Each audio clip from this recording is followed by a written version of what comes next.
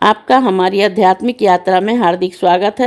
आप सुन रहे हैं शिव महापुराण, जो सनातन धर्म के ही अनमोल ग्रंथों में से एक है। इस श्रृंखला में हम आपके लिए ही इस दिव्य ग्रंथ के प्रत्येक अध्याय का शाश्वत पाठ प्रस्तुत करेंगे। आइए इस ज्ञान और धर्म की ही यात्रा को आरंभ करें। भगवान महादेव की महिमा और उपदेश से ही सजी इस पावन कथा के साथ ही ओम नमः शिवाय। 32वां अध्याय, एक और श्रेष्ठ ज्ञान। ऋषि बोले कि हे माता, तब उस अपरोक्ष ज्ञान के लिए ही क्या अनुष्ठान करें कि मुक्ति प्राप्त हो, इसके श्रेष्ठ साधन कहिए।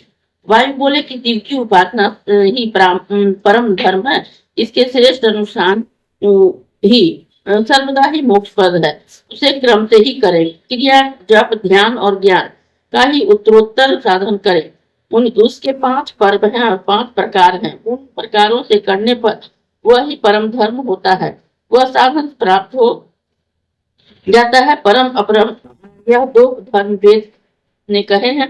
धर्म शब्द का ही अर्थ हमें वेद ही में मिलता है। पाशुपत योग तक ही उपनिषद भाग में ही स्थित है। जो परम धर्म कहलाता है उसमें ही आत्म अधिकार की प्राप्ति हो जाती है। योगादिक साधारण धर्म में सभी के अधिकार होते हैं, यही है परम धर्म का साधन। धर्मशास्त्रों में इसके अंग बतलाए गए हैं। शिव धर्म पहला है, इसमें अनुष्ठान की ही श्रेष्ठ है। जो इतिहास पुराणों में तो इसका सारा कथन ही है। हाँ, सब शास्त्रों में इसका ही सांगोपांग विस्तार है। शिव दीक्षा में भी बतलाई गई है। वह सब शास्त्र भी 2 प्रकार का है, एक वेद शास्त्र में स्रोत और इससे दूसरा स्वतंत्र। यह स्वतंत्र पहले 2 और फिर समाधि के 18 हो गए। जिसने अपने उस नामों से सिद्धांत की ही संज्ञा प्राप्त की है और जो श्रुति सार में इसने 100 करोड़ का ही विस्तार किया। पाशुपत व्रत परम ज्ञानमय है। इसमें युग युग में ही अवतार लेकर ही परम योगाचार्य शिव जी ने समय समय पर जो अपने शिष्यों को उपदेश दिए उसी का वर्णन है, और जिसे रुद्र, दधीची, अगस्त और उपमन्यु इन 4 ऋषियों ने ही संक्षिप्त किया है।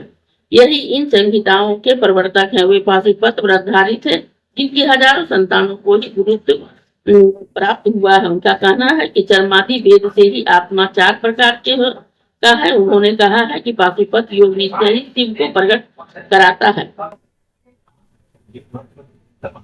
इसी से श्रेष्ठ अनुष्ठान का ही पाशुपत नाम पड़ा है। तभी उसका उपाय जो ब्रह्मा जी ने कहा है, मैं उसी को कहता हूँ, वह है अष्टांग योग, जिसे शिव जी ने भी कहा है।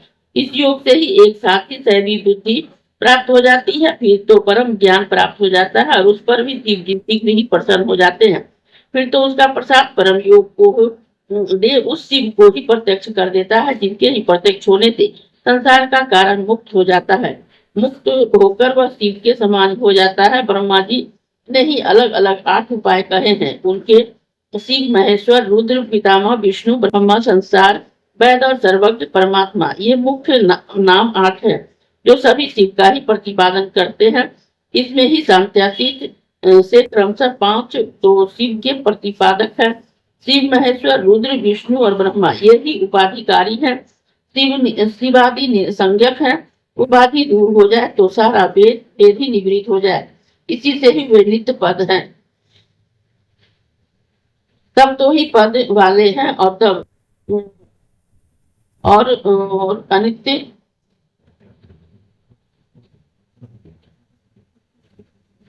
तब तो पद वाले और अनित्य है, प्रतिकृति में ही मुक्त हो जाते हैं। तब फिर शिव की प्राप्ति होती है। जो आदि से 5 नाम वाले हैं वही संसार पर सर्वज्ञ और परमात्मा है। इन 3 नामों से ही शिव कहा जाता है।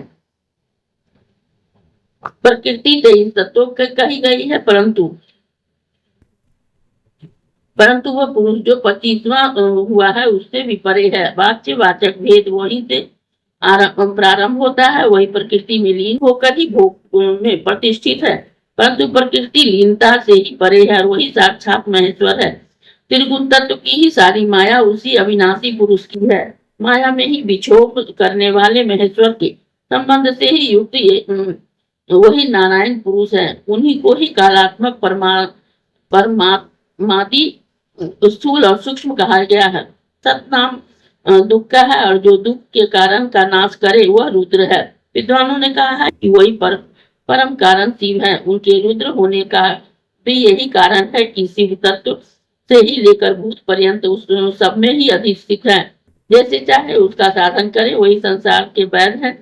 पितृभूत होने से सबके ही पितामह भी वहाँ वही है, जो जैसा निदान चाहे करे, परंतु वैद के रोग का ही नाश करता है, क्योंकि वह अनेक प्रकार के औषधि रूपी उपायों से उसकी साधना करता है। प्रकृति के कर्म करेगा तो ही प्रकृति को और ज्ञान के करेगा। तो इस प्रकार से मुमुक्षी और कामुकों को क्रमशः लय, मोक्ष और भोग का ही अधिकारी होगा। परंतु ईश्वर संसार मूल की ही निवृत्ति करने वाले और जगतपति हैं। वही सब तत्वों के ज्ञाता और संसार के वैद हैं। वही सर्वज्ञ भी है, सर्वात्मा भी है और परम गुणों के से युक्त है। अन्य आत्माओं के ही विरही है, परमात्मा है। पहले आचार्य और गुरु की कृपा से ही उनके 8 नामों को अर्थ सहित ही प्राप्त करें और फिर जैसा वे बतावे उससे ही शिवादि 5 नामों से ही निर्मित और कला ग्रंथि को ही यथाक्रम छेदे और इस नामों का आवर्तन करें। अधिष्ठान क्रम से ही कुछ शोध करें।